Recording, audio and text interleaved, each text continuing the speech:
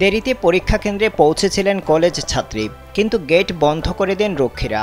উপায় না পেয়ে গেটের সামনে সুড়ঙ্গ খুঁড়ে পরীক্ষা দিতে ঢোকেন দ্বাদশ শ্রেণীর এক ছাত্রী। ইতিমধ্যে এই ঘটনার একটি ভিডিও সামাজিক যোগাযোগ মাধ্যমে ছড়িয়ে পড়েছে। এই খবর জানিয়েছে ভারতীয় সংবাদ মাধ্যম হিন্দুস্তান টাইমস।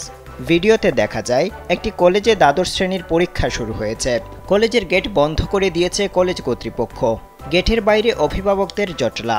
ওই সময় পরিবারের সদস্যদের সঙ্গে তড়িঘড়ি করে ওই কলেজের বাইরে পৌঁছান এক ছাত্রী। দেরিতে পৌঁছানোয় কলেজের ভিতরে প্রবেশ করতে পারেননি তিনি। নিরুপায় হয়ে বন্ধ গেটের নিচের মাটি হাত দিয়ে খুঁড়তে শুরু করেন তিনি। এরপর ওই ছাত্রী গেটের নিচ দিয়ে কলেজের ভেতরে প্রবেশ করেন। তা দেখে কলেজের গেটের বাইরে উপস্থিত জনতা হৈ হৈ করে চিৎকার শুরু করেন। গেল 1 ফেব্রুয়ারি ঘটনাটি ঘটেছে ভারতের বিহারের একটি কলেজে।